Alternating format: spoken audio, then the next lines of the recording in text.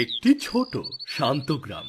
গ্রামের এক প্রান্তে পুরনো জীর্ণ কুঁড়ে ঘরে বাস করে আলো নামে এক গরিব ও সরল মেয়ে।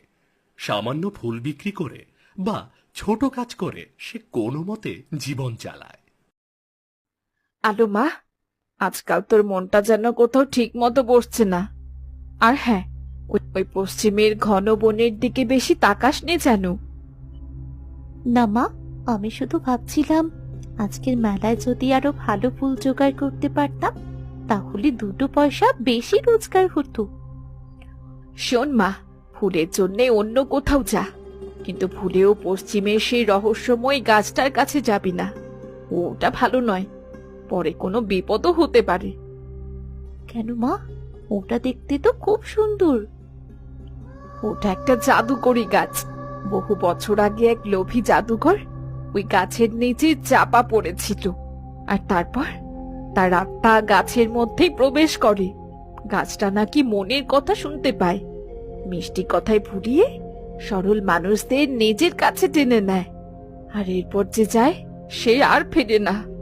মনে রাখিস মা, নিষ্পাপ কুমারীদের প্রতি তার সবচেয়ে বেশি নজর। আচ্ছা মা, আমি যাব না, তুমি কোনো চিন্তা করো না মা।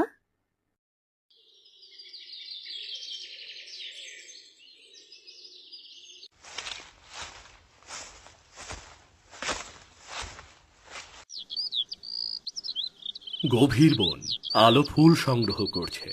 ফুলগুলো সংগ্রহ করতে করতে সে বনের আরো গভীরে চলে গেল। আহ, কি মিষ্টি গন্ধ! এমন ফুল তো আগে কখনো দেখিনি। এসো নিষ্পাপ কুমারী, কাছে এসো। ভয় পেও না, কাছে এসো। এ কি? কে কথা বলছে? আমি এই বনের বন্ধু, এই গাছের আত্মা। তোমার মতো সুন্দর আর সরল মেয়ে আমি জীবনে দেখিনি। এই নাও তোমার জন্য উপহার। বাহ, এ তো সত্যি জাদু! ধন্যবাদ গাছ বন্ধু। আমি এবার যাই, আমার দেরি হয়ে যাচ্ছে। বিদায় গাছ বন্ধু, আমি আগামীকাল আবার আসবো। আলো যখন বাড়ি ফিরতে চাইল, গাছটি তার আসল রূপ দেখালো।